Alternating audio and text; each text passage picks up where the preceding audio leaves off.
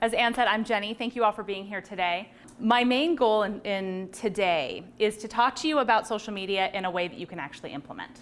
So we're going to break today's presentation into two main parts. The first one is going to be understanding what the channels do, right? Where should you be for the time that you have and the resources that you have? And then also leaning in and being able to say, okay, how do I do it well, right? What are they looking for? And then the next bit is going to the next part is going to talk a little bit about whenever you sit down in front of your computer and you go, okay, I'm going to post the thing. And then you go, what's the thing? What image do I use? What caption do I use? Where am I going to do this? How many hashtags do I have? All of those things that go through your head that make you then go, nope, I'm going to go get a snack, right? So we're going to overcome the snack on the second part of the presentation. I teach I'm a subject matter expert for ASU, GCU. I teach at Scottsdale Community College. So if you need to be on your phone, if you need to get up and wiggle around because your feet are falling asleep, if you need to take off your shoes because you're wearing heels for the first time since COVID, feel free. It's totally fine. You're not going to throw me off my game. Okay, so whatever you guys need to do to be comfortable, we're here for you and to work on what you guys are interested in learning. So be comfortable, relax, and like I said, don't worry about me. Next, please. Okay, so we're going to talk about which channels make the most sense, okay, for your business and for your audience.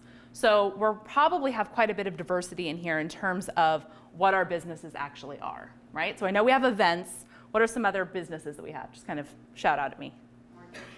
Mortgage, okay. Real estate, cool. Mortgages. Organic catering. Organic catering, yum. Okay. Health insurance sales. Health insurance sales, okay, cool. Pharmacy. Pharmacy, okay, great. Home care. Okay, perfect. What else? Consulting. Consulting, my services over there. I like it, my loan services rep. All right, perfect. So as such, what I want to talk to you about and the way that I'm going to present today is not about this is exactly all the things you need to do to be successful in catering or in events or in healthcare or in any of these situations. It's going to be overall, how do you think about what your audience wants to see? Because the whole point of engagement, right, is asking them to do something, whether that's like, whether that's share, whether that's comment, whatever that is. So how do we put ourselves in their shoes to understand what is it they want to see from me, right? And if you have a boring industry, which I didn't hear, but there are some out there, right? For example, American Airlines, what do you post? Are you going to post a whole bunch of stuff about aviation? No, you're going to post pictures of the baby with the pilot, right? So leaning in and figuring out how do we make something appealing even if we have something that maybe you go, it's boring, right? All right, next slide, please. So this is the typical way most presentations start off about social media. They show you all of these stats and they say, hey, Facebook, because there's 2.7 billion people on here, right? The more people, the better my brand's going to be, right? The more people I get in front of, the better and more successful I'm going to be. No, wrong slide. Big X, okay? Brand awareness is not important. Brand affinity is important. What'd you do? Look at that, the wife motto, right? What did you do? Okay, whenever we're looking at this, brand awareness is I know what your brand does. I know who it is and what it does. Now, that sounds like that should make sense, but it doesn't, okay? For example, and I will not ask you to raise your hand on this, how many of you in here know what Viagra is? Oh, lots of hands went up anyway. I love it. I love participation, right? We all know what it is. We know who it's for. We know what to do if it works. We know what to do if it doesn't work, okay? We are as aware as you can possibly be about this brand. But that doesn't necessarily mean that we're going to be purchasing it, okay? So when you are spending money educating people about your brand, and money is time and actual cash, right, whether that's through ads or whatever, about something that they're not interested in, they're never going to purchase for, you are wasting those resources, okay? You want to get in front of, and the name of the game right now is getting in front of your people, your tribe, your cohort, your whatever the term is that you're familiar with, okay? How do I find my niche? That's what you're looking to do here, okay? It's not about brand awareness. It's about brand affinity. And brand affinity is how do I get myself in front of the people who care about what I do, okay? That have an affinity for my brand.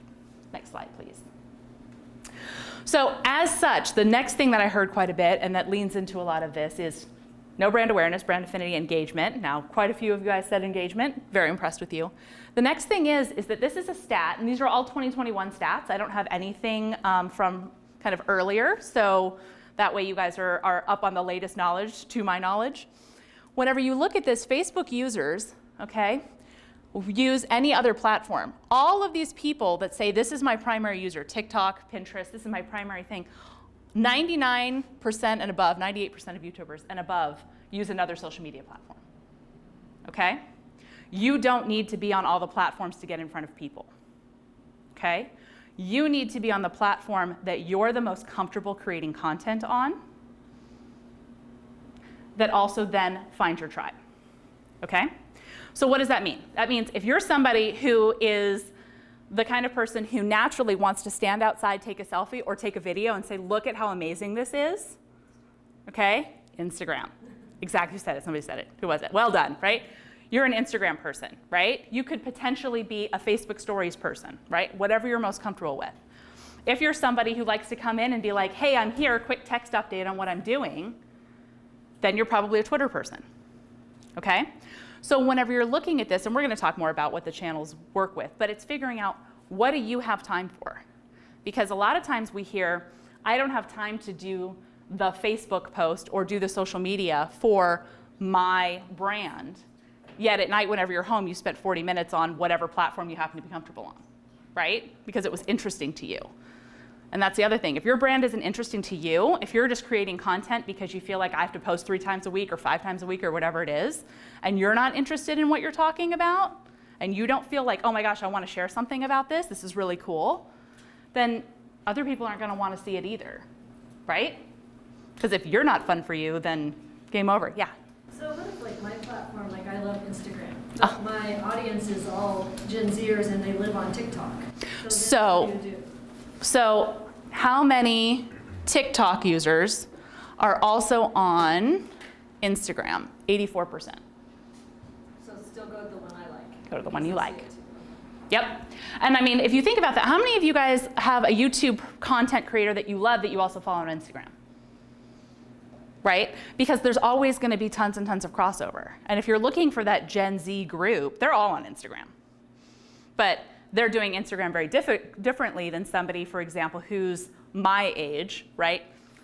29 and a bit, and is moving into a new house and searching new content, right? I mean, Instagram's huge. And we're going to talk a little bit about sizes. So there's this fallacy, and Julie, I appreciate you sharing, because that's what I want to get across here. With the exception of Reddit, which is a very specific type of content, really whatever you're on, if you're on the major platforms, you're going to appeal to the vast majority of the same people. Make sense? Am I missing something? I don't see LinkedIn on there. Is that? No, LinkedIn is not on there. And the reason why LinkedIn is not on there is because LinkedIn is a very different animal from the vast majority of social media, which leads us to, if we were going to take a guess based on what we know, what do we think the number one social type sharing that we need to have our business on? What platform? LinkedIn. We hear a lot about that. What else do we hear a lot about? Facebook, right? There's a lot of positive and negatives about Facebook. We hear a lot. But everybody says, oh, if you're in business, you're on LinkedIn. Okay? We're going to talk about LinkedIn in about 8 slides. But long story short, 75% of the people who are on LinkedIn are out of the United States. Now, there's a ton of people, right? If you get 25% of however many million are on LinkedIn, you're solid. Don't worry about the 25%, right? But understanding where your audience is coming from and what they're looking for is going to be incredibly important. Okay? So next slide, please. The criteria that I picked, and this ties in because we are going to talk about LinkedIn, but we are going to talk about is right now relevant for business. Because there are some Snapchat, unless you have a product or service that you are really selling a lot of, like Scottsdale Candy Shop or something like that, Snapchat is difficult to do for business. It's difficult to get an ROI on. Okay? So we're not going to talk about Snapchat. It has to have a wide appeal, meaning that it has to be something that if you're on it, you're probably going to get in front of your audience, right? Solid chance you're going to hit the side of the barn, okay? And then it has to be user-friendly and an efficient use of time. So part of what we're talking about is we're going to talk about, you're going to have imagery with stuff, kids. It is what it is. Imagery is important, but there's easy ways to find images or take images. They don't necessarily have to be super gorgeous, super curated, or any of those things, okay? So if you are somebody who says, I'm not going to take the time to find the stock photo and do the editing and put the brand on it and that sort of stuff, I'm going to snap the photo and go, that's perfect. You're an Instagram stories person or a Facebook stories person or something that is more of that casual direct contact, you're good to go. Make sense? All right, now I'm jumping around, but the other thing is integrating with e-commerce. Okay, ROI is very important. And the thing that's happening that we're going to see when everybody talks about, I want to use social media to grow my brand, that really only works if you're an influencer. So if you are somebody where it is 100% you as the person rather than as a product or service, you can grow your brand on social media. Because the way that influencers make money is by selling other people's stuff. Okay? If you want a large following on social media selling products, that's really tough to do without spending cash. Okay? So as such, I'm going to show you guys a couple ways to get around some of that. But really, whenever you think about who sees your content as a page or as a business, it's people who already like you. It's people who are already engaged with you in some way, some people who follow you. You're not, unless you are spending money, going to show up to people who don't know you exist already. Okay? So that money doesn't have to be much. It can be $5. Okay? But the idea is that if you want to grow your awareness by being on social media, we can't do that anymore. Because the goal of social media companies right now is to get eyeballs in front of ads. And so if you put out engaging, interesting content to your group, you will have a ripple effect with the people who already like you.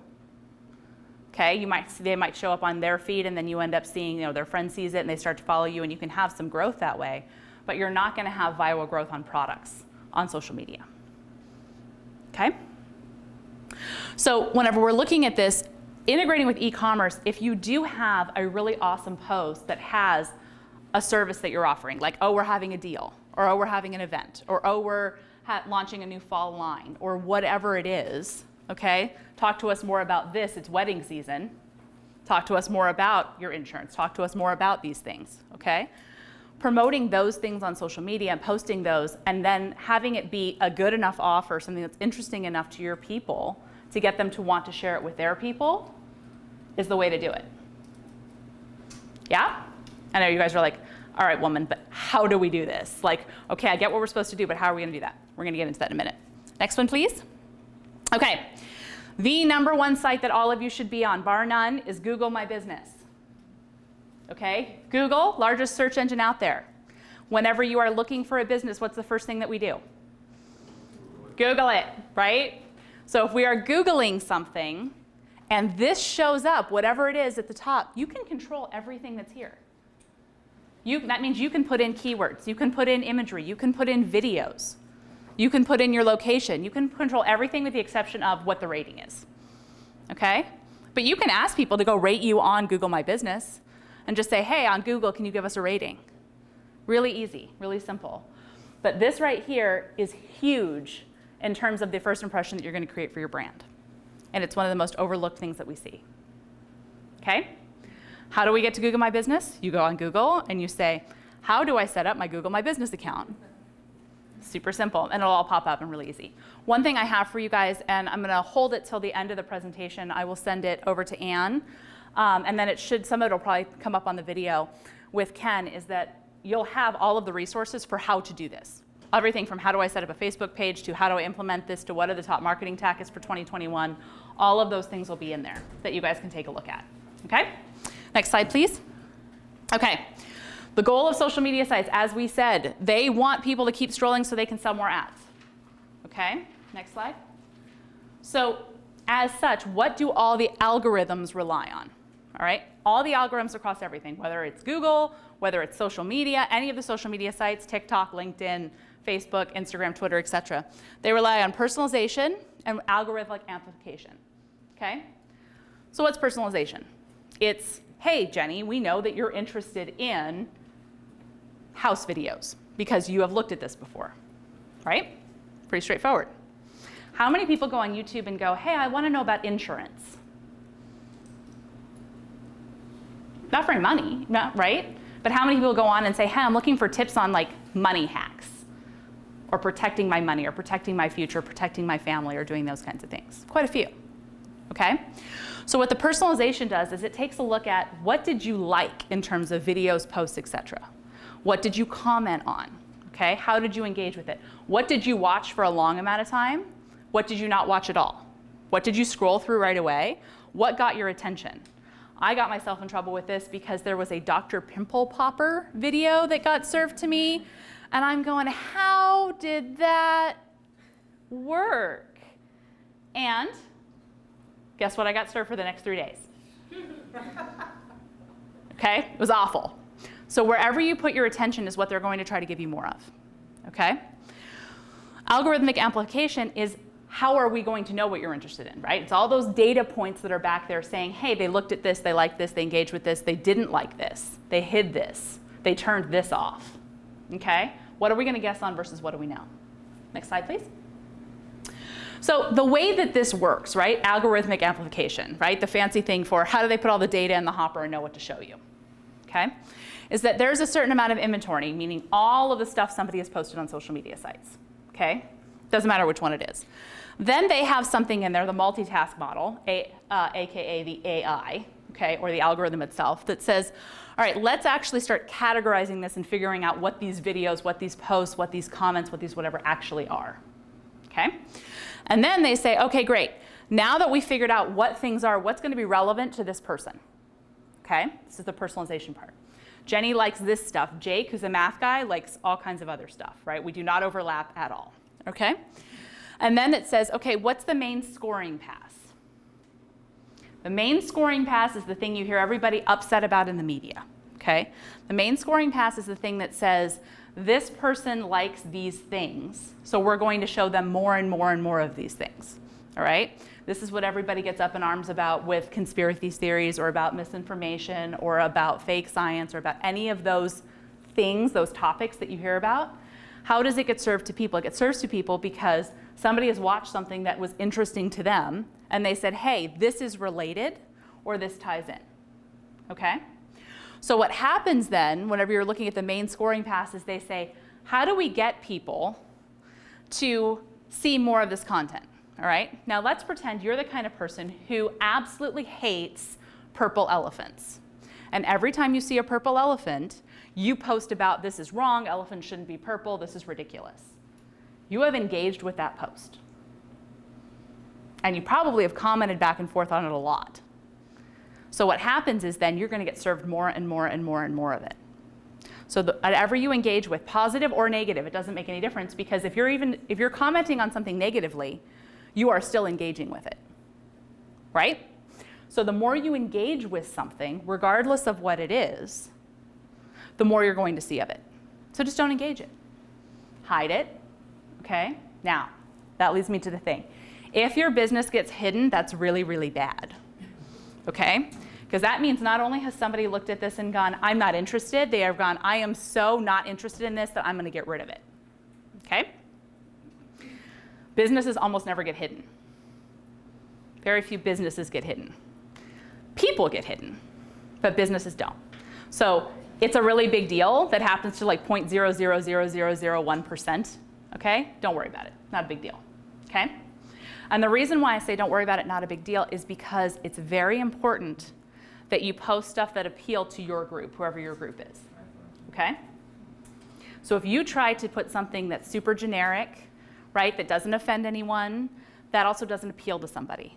And you're not going to be super successful on social media, okay? Now, I'm not saying don't be like a, offensive jerk or anything like that, but I'm saying whatever your line is with your business, if you believe this, this, and this, right, or if your business says we do this, this, and this, lean into that and really try to focus on the people who will be interested in that. Because there's always somebody interested in something, okay? I mean, Jake's favorite thing is math, case in point, all right? No way, okay? So then what happens is after it goes through and it goes main scoring, right? The math video comes up for me, they're gonna go, nope, she doesn't care, right? If there's an unsolvable math problem that comes up, Jake is gonna get served it. But what if I solve it? Yeah, exactly, and that's exactly what happens, right? Because he's just like, I love this and I wanna figure it out, okay? If there's a horse video, I'm on it, and he's like, nope, pass. So as such, whatever shows up here is because all of the algorithms have said, based on our current knowledge, this is where we're going with this. Make sense? Okay, cool. Now, asterisk, like sidebar, important thing to note, okay? Analytics for your business are very, very important, okay? Knowing your metrics is very, very important.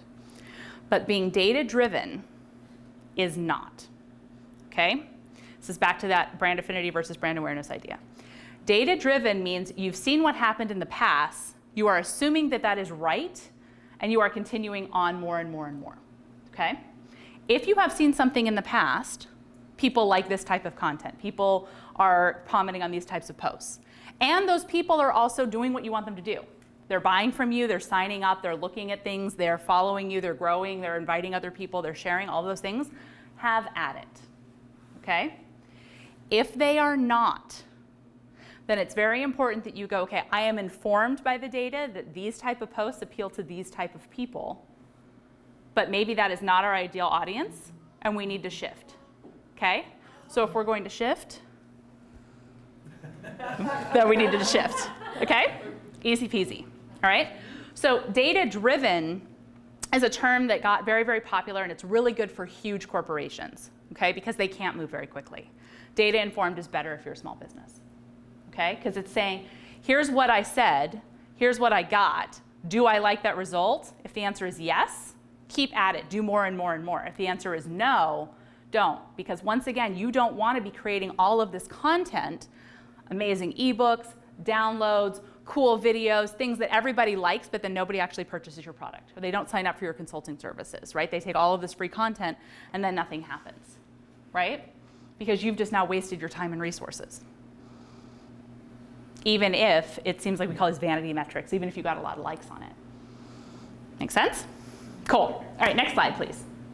So as such, let's talk a little bit about what types of content the algorithm and the personalization in tandem working together really prioritize and really do well in Facebook, okay? Facebook, your primary placement is going to be your news feed, right? That's just scrolling up and down on your phone, or if you're on your desk, it's the main thing in the center, unless you have ads and things on the side. Relationship is the number one thing that the algorithm looks for, okay? Do you have a relationship with the person posting, okay? Did you like their page if it's a brand? Here's a really, really good place to leverage your employees, okay? Or cross-share, right? If you have something that's a business that you're talking about, the super exciting thing happened in my business today, and you don't feel comfortable sharing that on your personal page, is it really that exciting?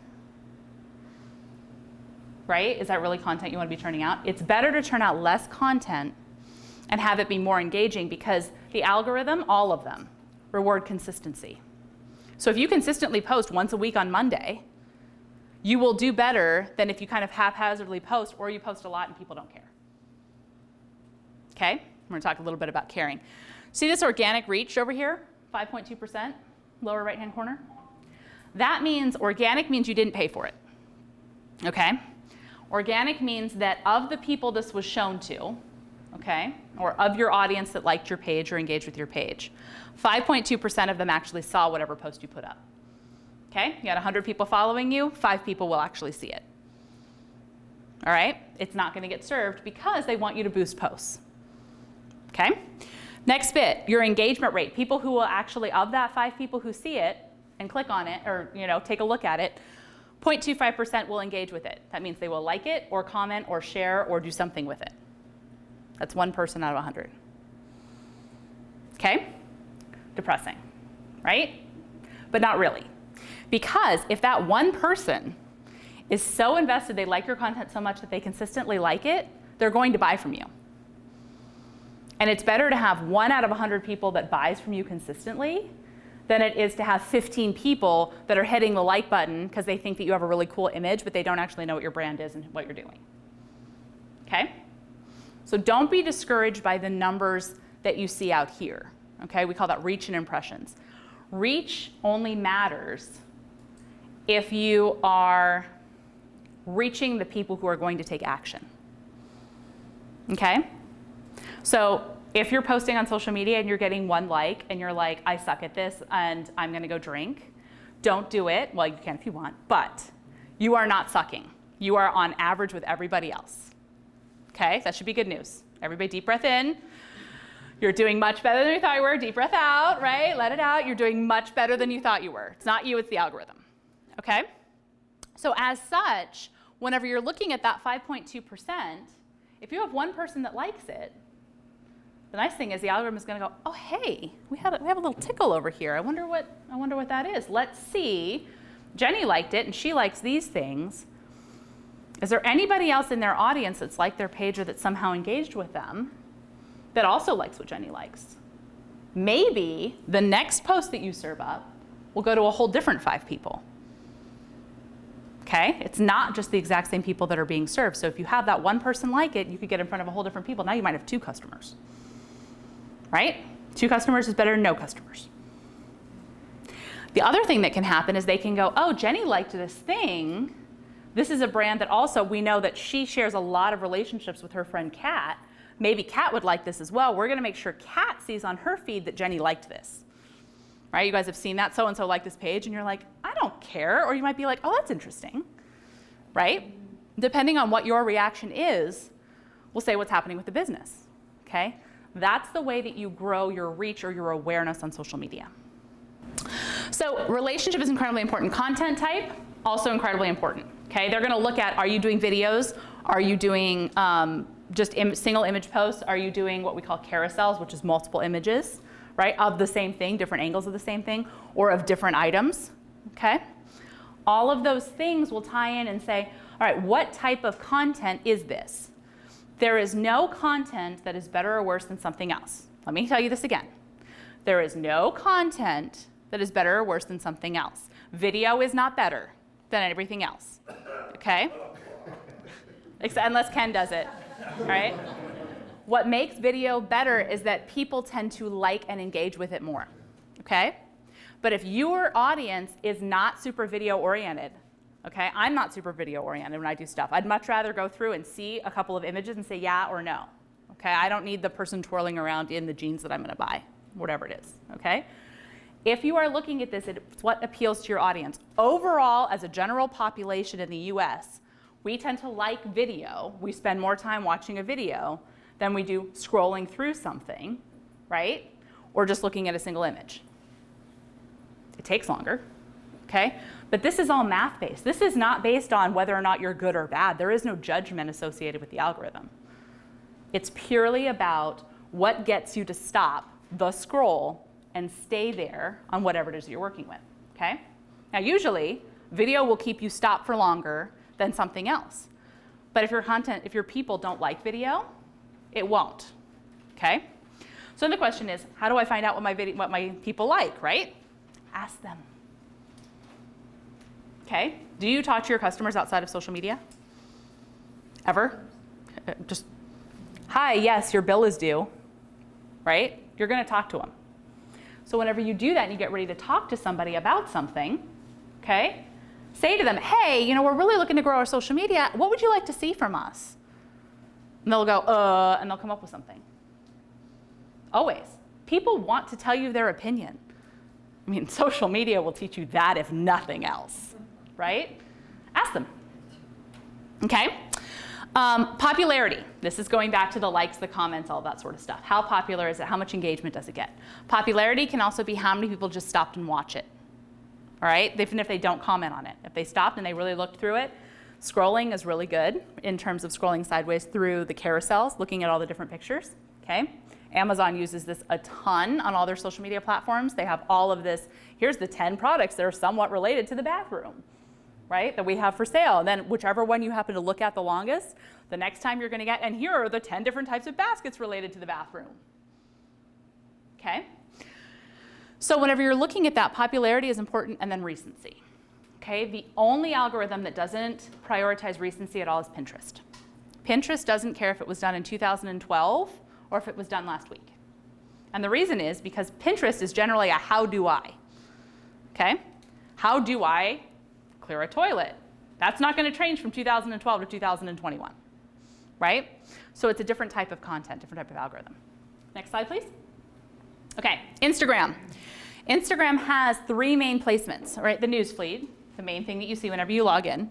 The Explore tab. This is whenever you say, oh, I want to discover, I want to explore, I want to learn more about this, and they feed all this stuff to you on a grid, right?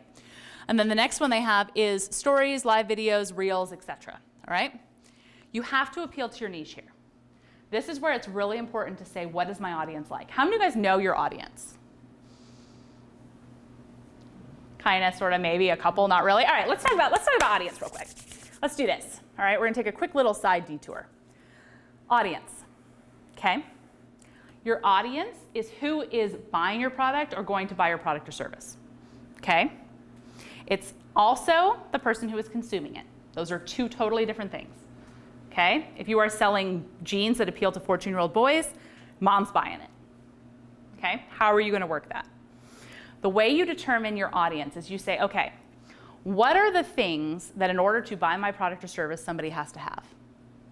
Okay? So if I have a dog walking service, just dogs, not animal walking, dog walking, what's the number one thing that my person has to have? A dog. A dog, right? Exactly. Okay? The number two thing that they have to have is what? Money, right? They have to have the income to say, I can afford a dog walker. What's the third thing they have to have? Intent.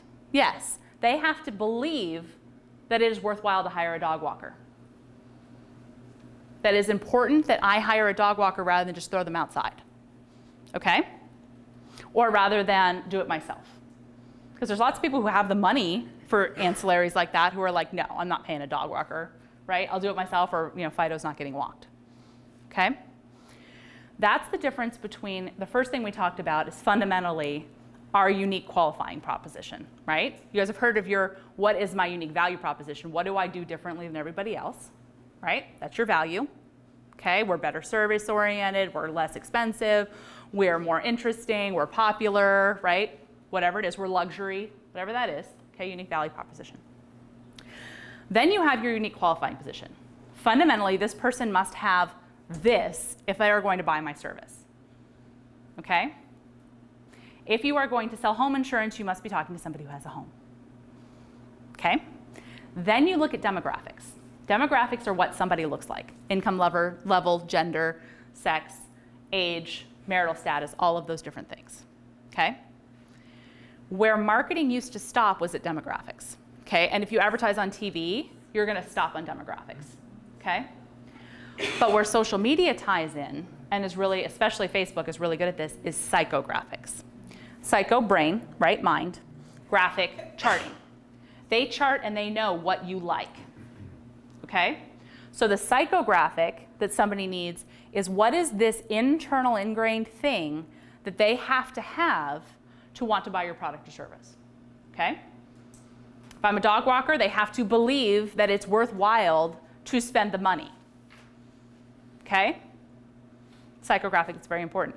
If I'm a cooking show, okay, and I'm saying, okay, I'm hunting up sponsors for my cooking show. If my show is, bless you, if my show is about we are going to cook things and I want to appeal to somebody who wants to cook the things that I have and I'm going to get sponsorships from a stove, that person better want to cook, right? But a lot of people watch cooking shows because they find them relaxing or because they like the personality or whatever, and they don't cook, okay? So the psychographic is an interest in cooking, okay? If I'm selling a big fancy Wolf stove, the demographic would obviously be that they have the money, they have a house, they have these kinds of things that they can do it with, okay? But the other thing to look at is say, okay, what are they interested in whenever they're looking at these things? Because you can have two, for example, Instagram people who are really into yoga, all right? One has 100,000 followers and does a pose of the day, and everybody loves it and watches it, really high engagement. The other one has a bazillion and one different types of leggings, okay?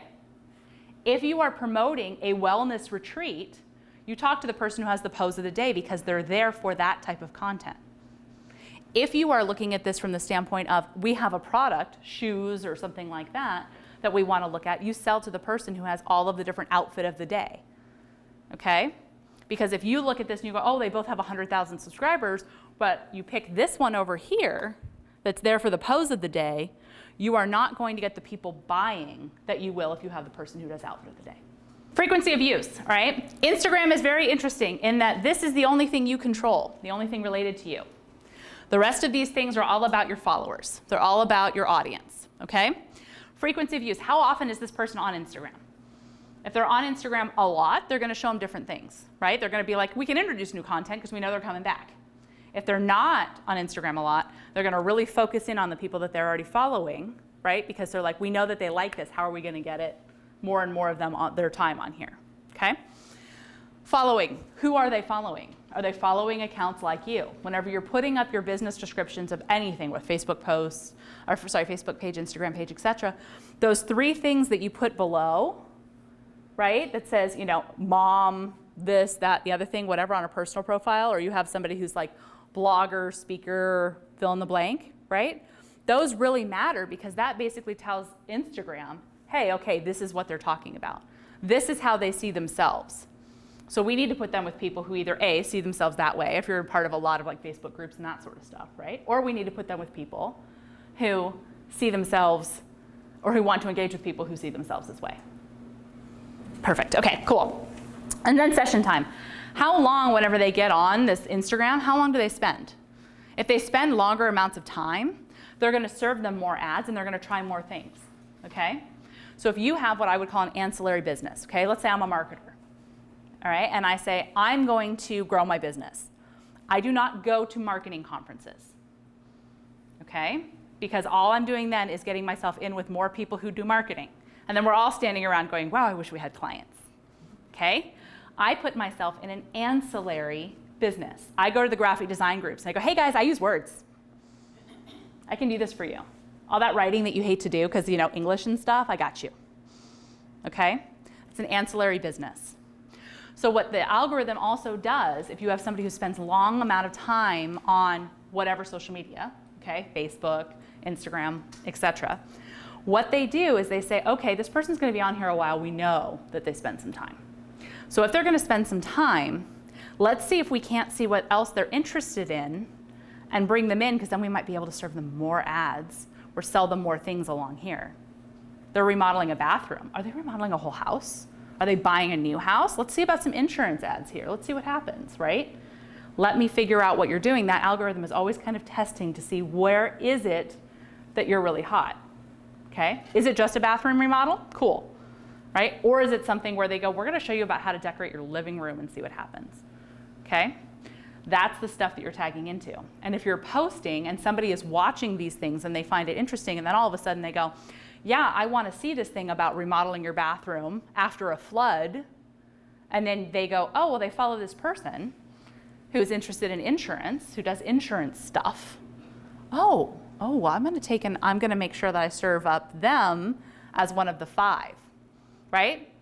Have you guys ever been on anything, right? I mean, Siri, Alexa, whatever, and all of a sudden you go, man, I really wish, you know, I could have an X, and then all of a sudden it pops up everywhere, right? And everybody says, oh, they're listening.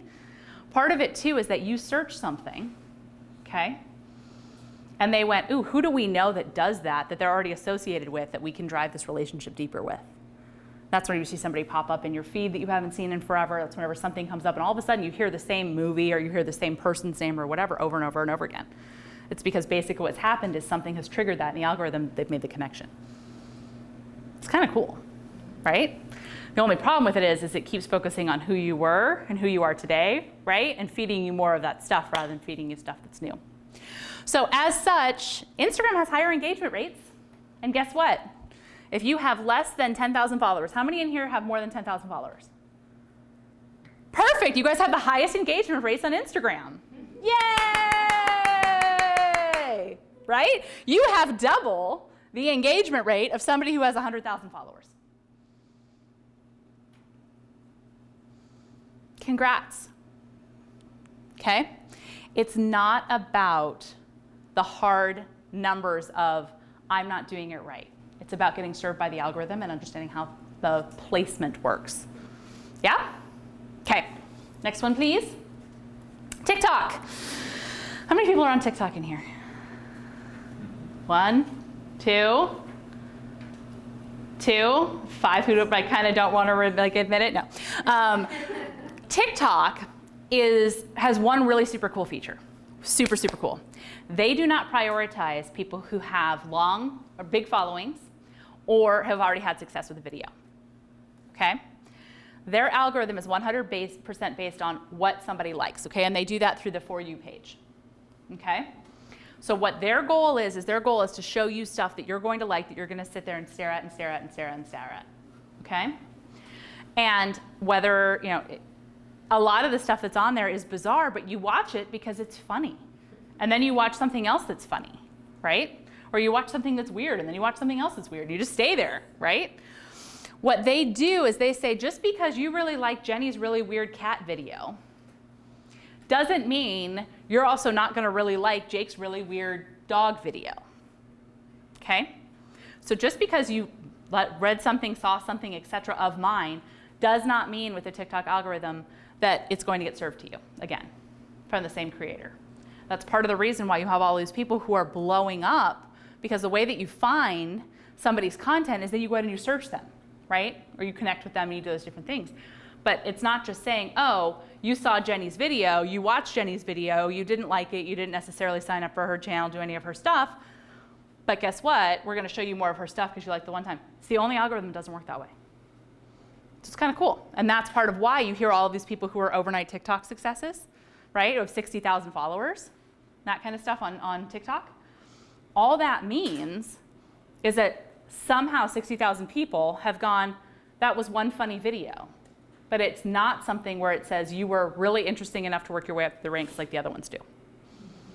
Okay? Not a bad thing, just different. Okay? So appealing to your niche is hugely important, all right, in TikTok. It's hugely important on all of them, all right? Interactions, also huge, okay? Because if you interact with a video, you're probably going to search that person again, or you're probably going to follow them, or you're probably going to stay with them. They're not going to serve you more of that person's content, but you are probably going to go try to find that person again, okay? TikTok is a personality platform. Once again, product or service, I would say probably not worth it, okay? They also very, very highly prize metadata. So part of the reason why you've got so many young people, right, who are really good at TikTok is because they naturally use hashtags, okay? Naturally use these different things that's just part of the vernacular with somebody who grew up with Instagram, okay? You have to use hashtags on TikTok if you're going to be successful, right? What does a hashtag do? Fundamentally, you get an email and it has a link in it and you click it? That's what a hashtag does on the social media platform. It says, I want to learn more about whatever this category is, all right? Hashtags are categories, strategy, marketing, whatever, okay? At mentions or I want to talk to you specifically about this, or I want to reply to what you said, right? At, you're talking to a person. Hashtag, you're talking about a category, okay? Category generally has to do with somebody's belief, right? Or something that they like, but it's very much something where they go, I want to see more about hashtag cottagecore, right? Or hashtag whatever it is, okay? So that metadata, okay? Metadata is just all the stuff that you don't see, okay? It's the description in the background of the video. It's the stuff that says this is what this is about. It's all the different hashtags in it. It's all that stuff that you put in when you upload it. Very important for TikTok because TikTok is primarily video-based, okay? So if you're looking at something for short videos, the search algorithms in general, part of the reason why Instagram has hashtags and that kind of thing, is that search engines can't see what the picture is. They can't go, this is a great picture of Sandy, right? He has to tell them by saying, what is this image description? It's a picture of me, okay? Otherwise, all they see is a big black hole with a bunch of code. They see image 4567G, okay? So, do you have something for me? Question. Yes, go. So the popular sounds on TikTok, like the background songs, is that similar to using a hashtag then? Mm-hmm. Okay. Yep. And that's actually in like one of my little hacks things. So well done. Way to be on it. Yes, I like it. I like that serve.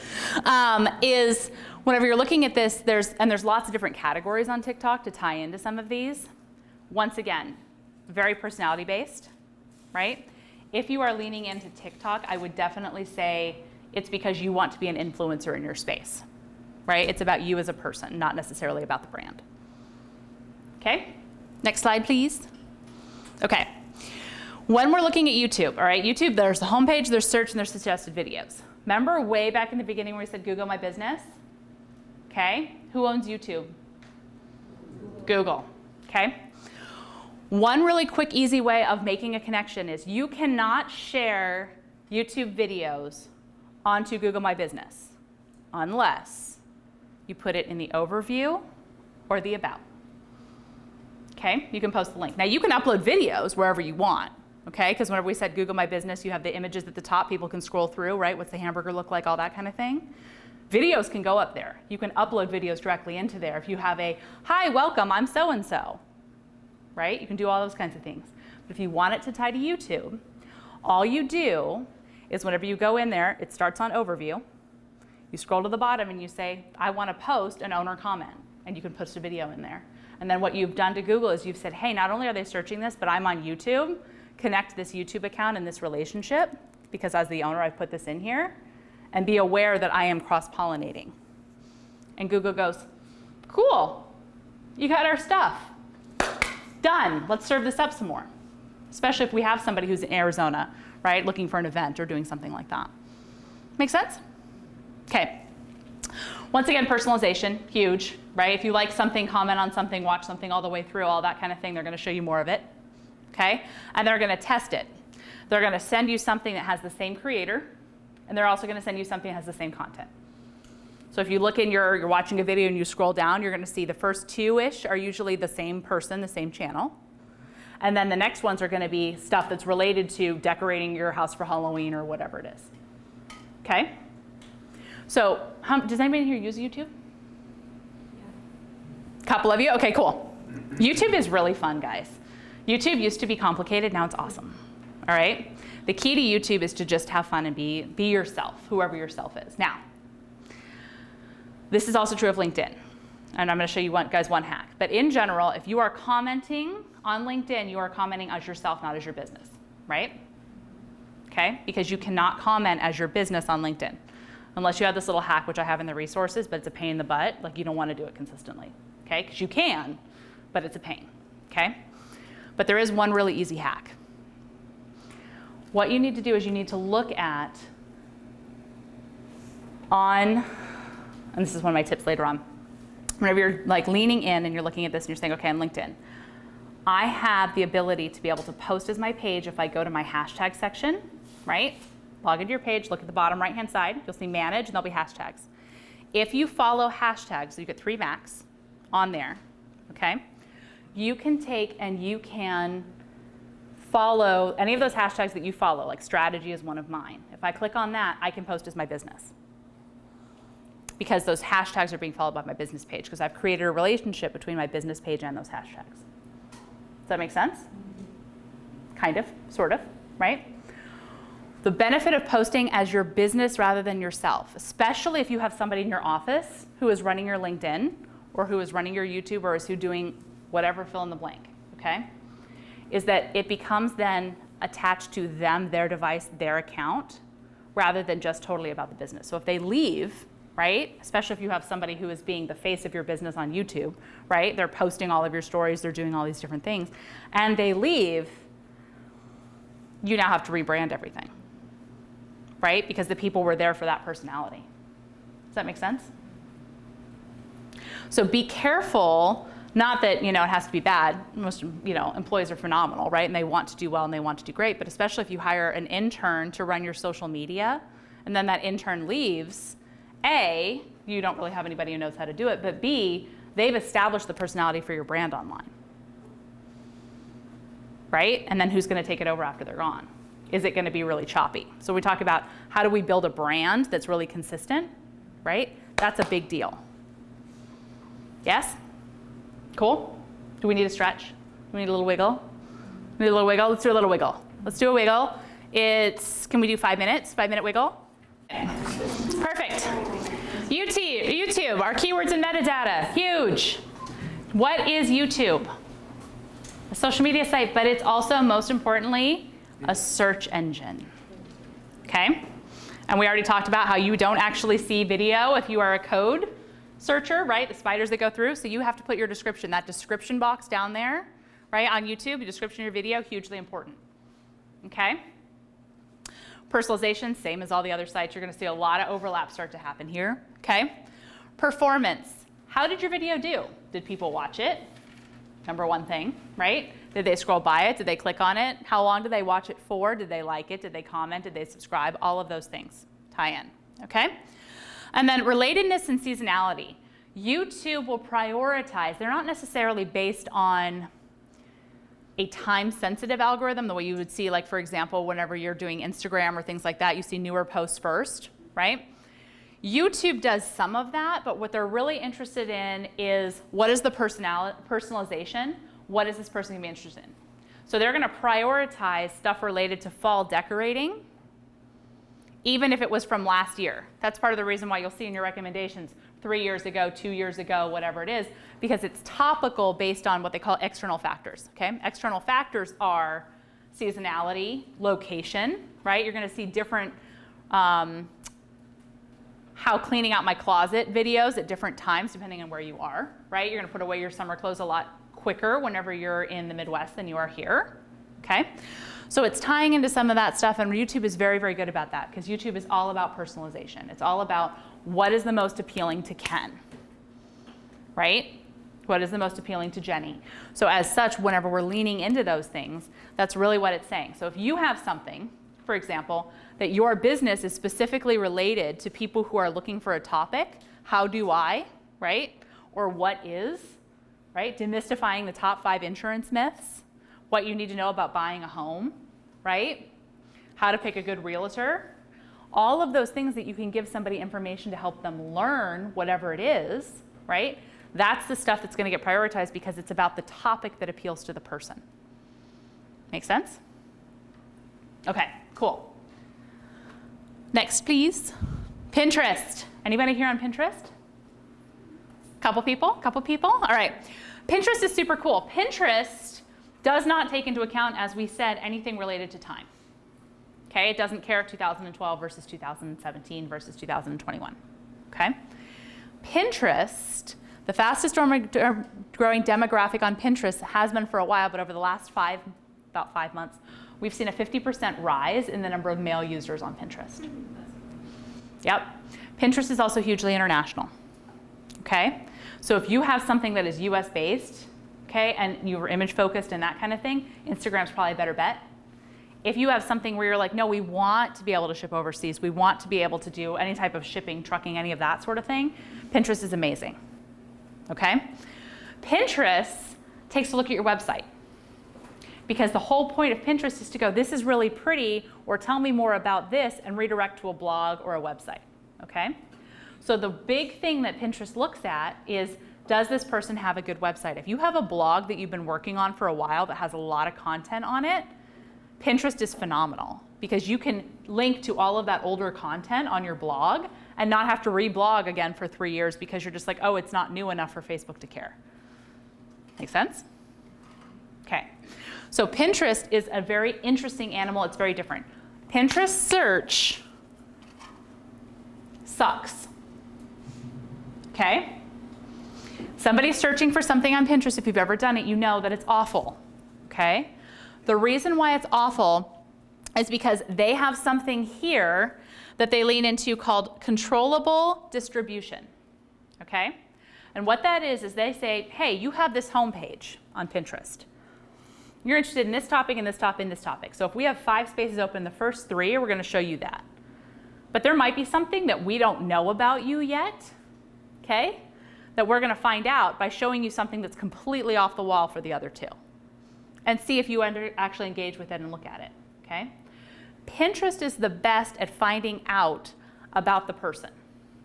And they do it by basically testing and saying, okay, we showed them this image in this format. Now we're going to change the color. We're going to crop it. We're going to show it full screen. We're going to do all these different things, right? Have you ever been scrolling on Pinterest and all of a sudden you see the same thing over and over and over again, but it looks slightly different because it's cropped slightly differently or it's a different emphasis or a different focus, okay? Pinterest is amazing in terms of its machine learning. Anybody in here see Social Dilemma? Okay. Spooky Tooth, all right, about social media. Check out, it's on Netflix. It's called The Social Dilemma. And it talks about how social media has gone from, well, the internet in general, right? Back in the day, the internet was created so that you could find things, right? Then everybody got a personal computer, and it was created so that people could sell you things, which is what we're doing here, right? And then it was created to be able to, now what they're doing with predictive analysis and things like that is to be able to say, can we change behavior? Or can we predict something that will appeal to this person that they're not aware of yet, right? Yes? While you're on the subject of the social dilemma, what is your professional opinion on what they have to say and how dangerous it is? I think, so the idea behind the social dilemma is, are we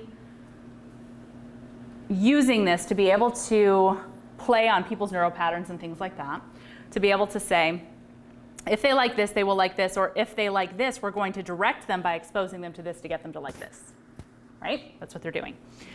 My opinion is that's what a lot of people have been doing for a lot of time, in that what do we do as parents, right? We expose them to things that we believe in. It's dangerous in that even the algorithms themselves, and then we're going to talk about this when we talk about Twitter. It's coming up. Twitter doesn't know how its algorithm works. Okay? Twitter shows contents in 7 out of 8 countries. Twitter shows more right-leaning content than left-leaning content.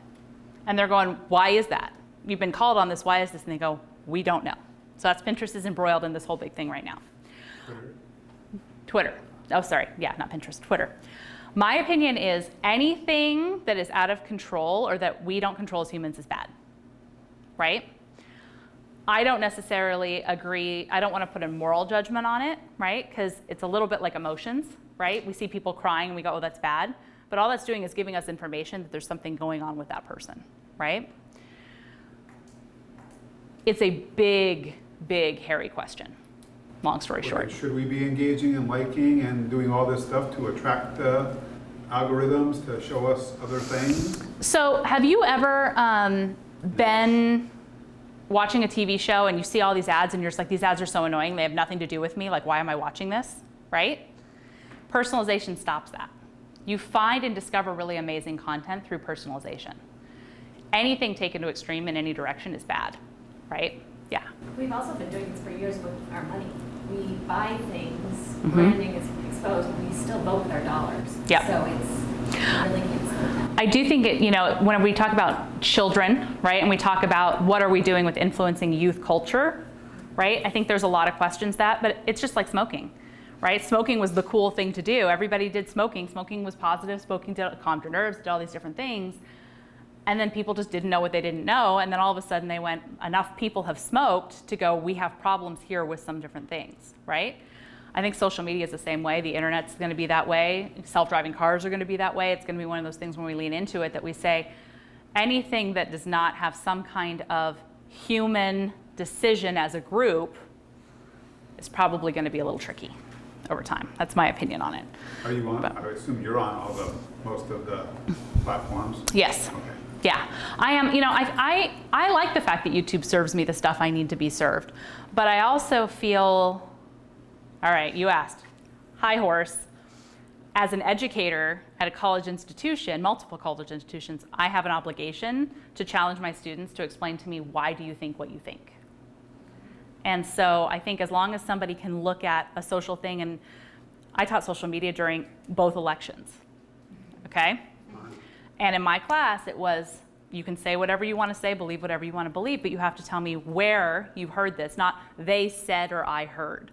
And as soon as we become a they said and I heard culture, right, that's, I think, where the danger lies. Yes? Well, I don't know if this is like playing the devil's advocate, but I also think there's some value in not having things personalized. Because if you're only fed what you said, I mean, you don't ever get exposed to it. You don't even know what else is out there or what to, you know, be provocative thinking or whatever, you know. So it's kind of a little bit of a. I think that's a totally valid point as well. I think that's where it becomes, no information is inherently wrong or evil, right? It's how do we, as meaning-making beings, right, as human cognitive beings, where do we draw the line, right? And what is that going to look like? That's my opinion. Just my opinion, nothing to do with this talk, just my thoughts. So, all right, cool. So whenever we're looking at this, they go domain quality, check out your website or your blog. If you've got really good content, like let's say you have a big business and you have a copywriter that had done a whole bunch of blog posts, but they're like 6 years old, Pinterest. Because you can pin those posts, right? Some of them aren't going to be relevant, right? But you can update them, right? Things to know going into an election or something like that. You can update them. So it can be more than just, Pinterest can seem like it's more arts and crafts. So a lot of times, yeah, DIY mommy bloggers was where it started. But it's huge now. I mean, a lot of people use it whenever they're looking for information about buying cars. A lot of people use it, a lot of it in the automotive industry uses a lot of Pinterest.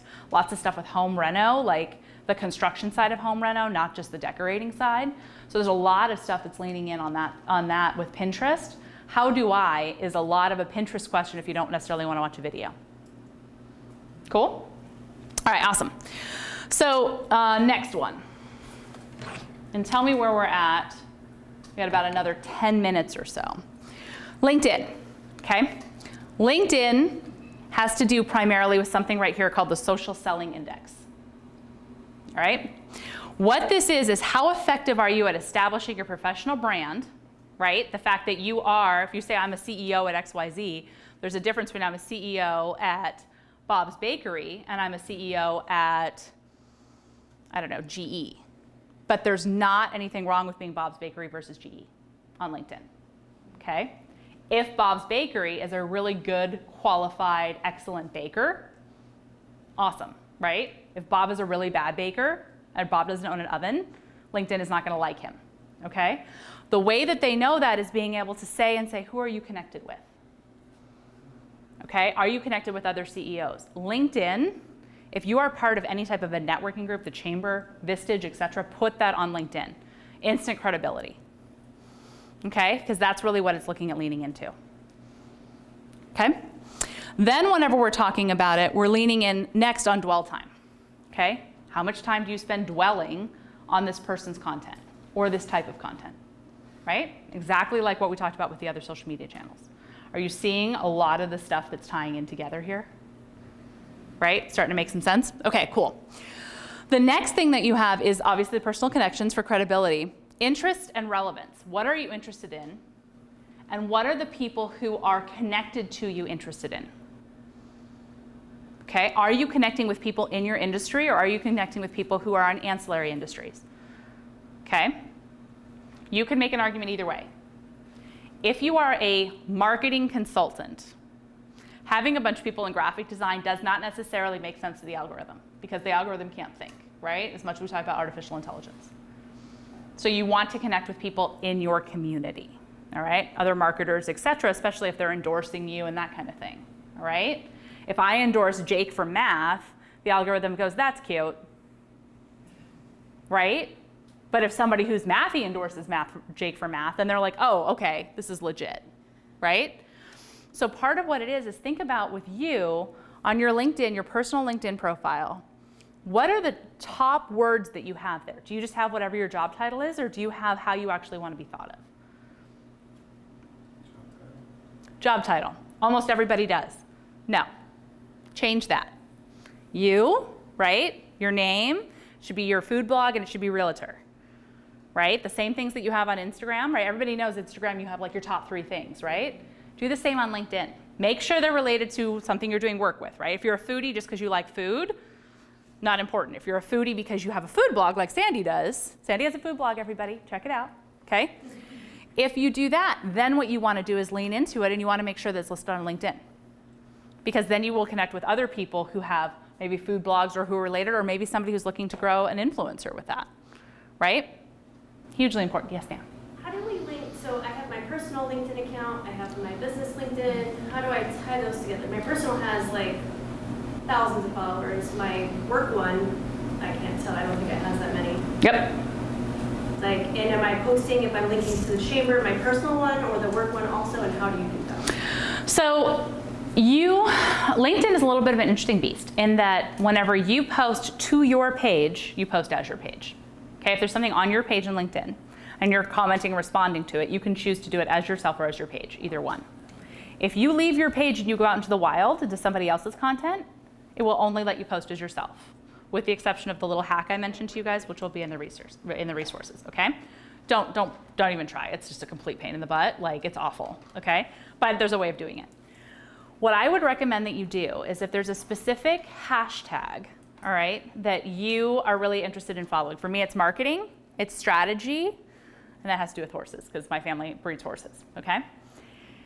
You get 3. Anything that you follow that somebody in their post puts hashtag strategy or hashtag marketing or hashtag whatever, you can comment on that as your business page. But only if it's following those 3 hashtags with that relationship being established. So you really want to think through your 3. Yes. Yep, and that's real easy to find. You go to your LinkedIn page, lower right-hand corner, you'll see something that just says Manage is the name of the tab.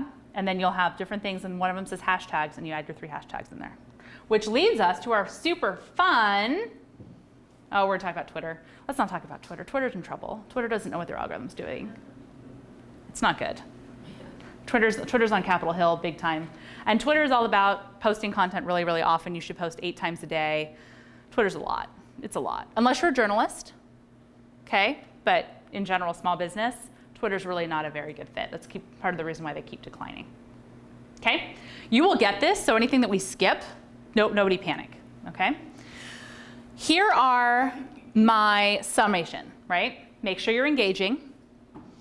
Think about your frequency and your time, all right? You don't have to post as often as everybody tells you to post, okay?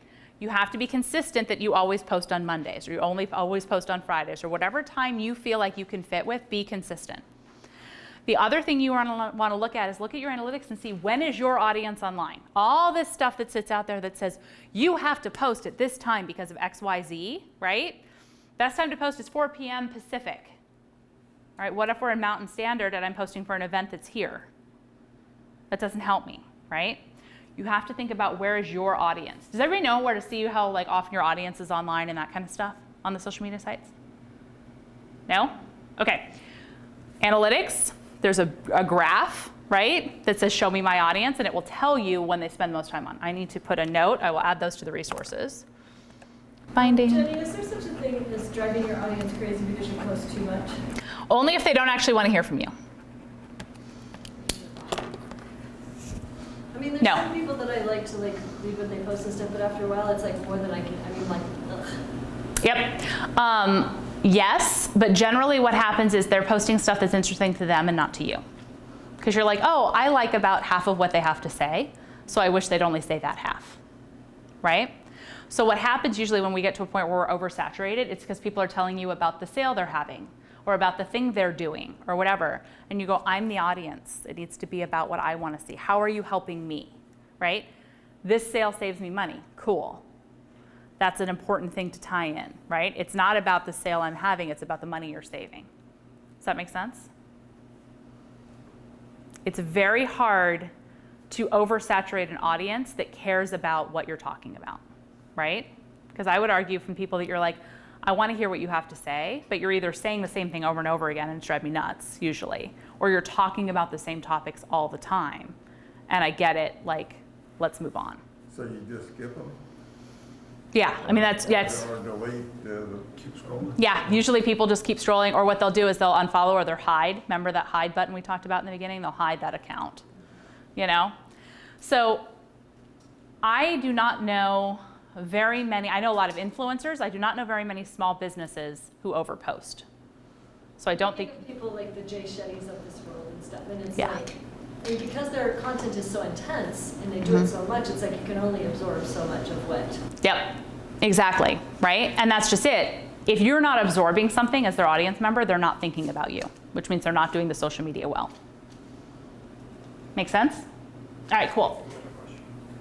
Yes, ask me. Yes. How do you feel about social media for business to business instead of business to business? You know, here's the interesting thing about social media for business to business. It's tough. Yes, it is. And our 5 people that we talked about, that's real tough. LinkedIn, everybody says if you're going to do business to business, go on LinkedIn, right? That's true, but it's about building personal relationships on LinkedIn if you do that. So LinkedIn for business says, I'm a business owner. Let's connect with another business owner, right? Or I potentially have a service. You could be my client, right? Whatever that is. LinkedIn is not good for, I have business stuff to sell, let me tell you about it so you buy it, right? The business to business world of social media is very, very difficult. That being said, you have to remember that businesses are run by people, okay?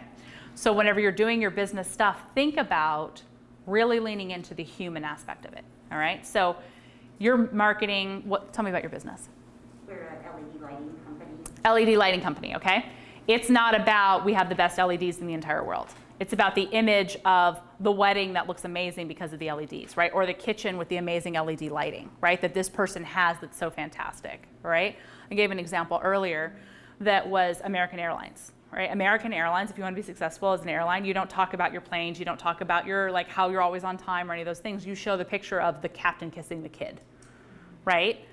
Talk about the people and the problems that you solve for the people who own the businesses that would be buying your stuff. So is that like the difference between a feature versus a benefit? Talk about the Yes. benefits instead of the features. Yep. And it's a little bit like when we talk about cost versus value. Cost is what you spend, value is what you get. You sell the sizzle, not the steak. Exactly. And it's more about selling it to the person. For example, it's not that my vacuum cleaner gets stuff done twice as fast. It's that my vacuum cleaner gives you 2 hours to spend with your kids. Right? What do I get, right, versus what do I spend? Make sense? All right, cool. Sorry. Yep, no, have at it. We'll see you later, Julie. Thanks. Yeah. We'll be able to get. You'll have all the slides and everything else like that. Yep. I do want to show you guys real fast, and I'll send this over to you. I have 4 hacks. Slide. All right. These are 4 hacks that are really like next level strats, okay? You can skip the Facebook algorithm completely if you post to Facebook stories. Facebook stories and the Facebook algorithm do not connect, okay? There is huge success if you post to your story, from whether it's a brand account or a personal account. That's something that's not tied in directly. Now, it is on Instagram, but not on Facebook.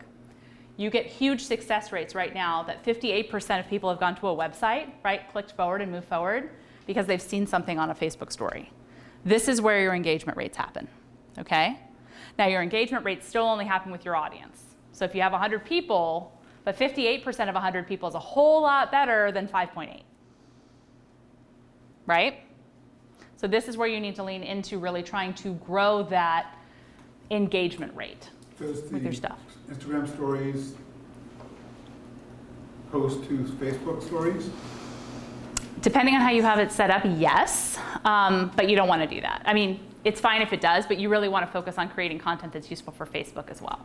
And I do have some tips on that. Okay. Yes, it does. It cross-pollinates. So if you if you do cross-pollinate, these statistics aren't really the same? no, they stay the same, but usually what happens is if somebody follows your Facebook story and they see it from Instagram, they've already followed you on Instagram or vice versa.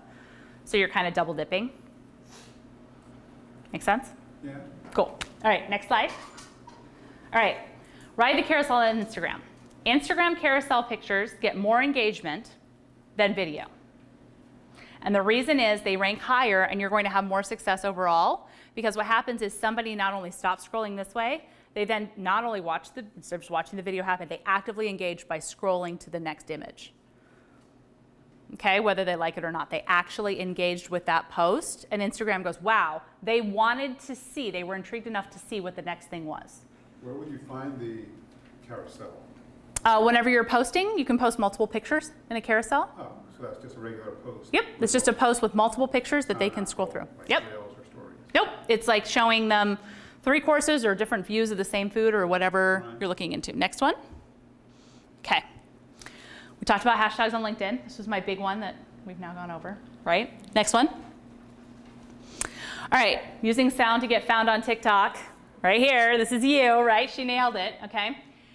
If you are looking for maximizing your brand on TikTok, I know our TikTok people left, but long story short, there's an area on TikTok that you can go that tells you what sounds are trending, right? It'll also tell you what your audience on TikTok is interested in. What are they listening to? It's really interesting to know that kind of stuff, especially if, and gasp, you decide to do something old school like radio. Radio is awesome if you know that people are traveling, right? Not so good during COVID. But radio is awesome, okay? And radio can be iHeartRadio, it can be Pandora, it can be those kinds of things. If you know the stations people are listening to and the things that they're listening to, there's a lot of success in being able to cross-pollinate what TikTok does here, right? What station are they listening to? And then your content. You also get lots and lots of cultural references that you wouldn't otherwise get. All right, is there another one? Okay. This is extra bonus material for you guys, all right? This is specifically about how to create that engaging content, all right?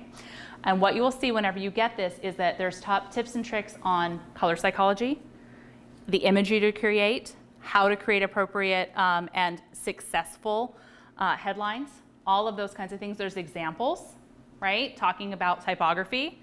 Does everybody know what Canva is in here?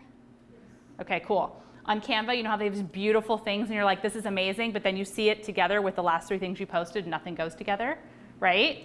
Leaning into a little bit of how you choose the typography that fits, right? How to pick colors that make sense and get action. All of that stuff is in here. Talks about the approach and it talks about the tactics. So you will get this, or do you just want to send it to everybody?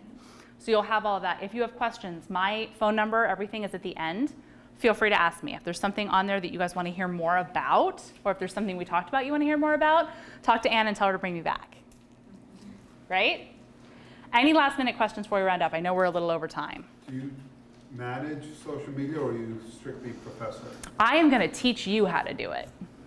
Yes. Okay. No, you don't want me managing your social media. Okay. Yeah. But Yeah. But I do have interns that I train in my classes that are really good at that. If you guys are looking for social media interns or help with social media, I can definitely hook you up with somebody who knows what they're doing for both graphic design and the marketing side. Yes? Question. So you mentioned Canva. I noticed on other sites that you could buy packages, like 160 images, and then you can brand it yourself. Do you recommend things like that, or is that too common and the algorithm notices that it's like other people have the same one? No, you're never going to get dinged for using a stock photo. So if you have to leave, feel free. If you want to stay, feel free, right? I'm here as long as you guys need me, but if you guys are like, I'm hungry and I'm done for today, go ahead and be hungry and be done. But I'm going to answer your question by showing you some of our content. This is where we talk a little bit about color theory, right? Same image, all different colors, very different feelings, okay? The question here is that if I use this stock photo, what am I selling in this image? Vacation. Right, vacations, right? But what if I'm actually selling bags or shoes or the cup? The problem with stock imagery is not the image itself. It's that people don't crop it onto the point that's the most important thing, okay? So buying stock images is great. Don't worry about it, not a problem, okay? Never ding for stock image, even if it's showing up.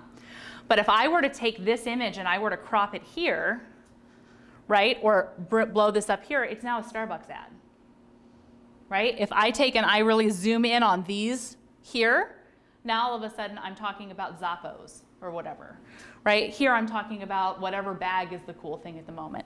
The whole thing I'm talking about vacations. I can even zoom in and go into her hat, right? But the biggest mistake people make with stock photography is that they show the full image rather than showing what it is, the aspect that they want to really focus on, right? So you need to get close and you need to really pick one thing. We run 2 Facebook pages, one for Scottsdale Show and one for the association. Yeah. In professional opinion. Should we merge them together in only one run or keep them separate? Ooh, okay. So for those of you who don't know, Scottsdale Arabian Horse Show, it is the largest horse show in the world. It's in February. It's amazing. Highly recommend. Shameless plug, okay? Thank you. And what the question is this show that is the biggest show in the world is the main moneymaker, the main attraction, et cetera, that the Scottsdale Show, the Scottsdale Arabian Horse Club does. But they have other things with amateur meetings and things like that. I tell you this because the question is, how are we going to look at this and not just totally focused on an event, but also look at it from the different groups that we engage with, right? Should they be separate, should they not? Here's my opinion. I would lump them together. And then I would make sure that you have a hashtag or you have something that's specifically related to the Scottsdale Show so people can find that. But in general, whenever you don't usually want to split your brand, unless you're dealing with something that's apples and oranges, right? Like food blog and real estate. Even then, you kind of want to cross-pollinate with something like, hey, super excited about the sale that we had, like now celebrating at whatever, highly recommend you check it out. For more recommendations, visit blah, blah, blah, blog, right? But you definitely want to make sure that you're mixing the two together, because if it's topical and related, you want one thing to manage just from a time standpoint. Yeah? What else? Yes. Yeah, I love it. Go. Brand colors. So you were saying the colors and Yep. and putting that together. So we have our brand colors, right? Mhm. Blue, gray, green. Okay. Do I want to stick all of my posts in that same color scheme, even though it's really boring, or or do I want to switch it out to make it more exciting for my viewers? So here's the thing. You're going to get bored with your brand before anybody else does. Okay. Okay? Because you see it all the time. But there might be somebody who's discovering you for the very first time that all of a sudden they're like, oh, this is really cool, and they want to see more of what you just showed them, even though you've seen it 60 million times and you're like, done. When you're building color palettes, okay, you have what I would basically consider an analogous color palette. All right? Green and blue is next to each other on the color wheel, right?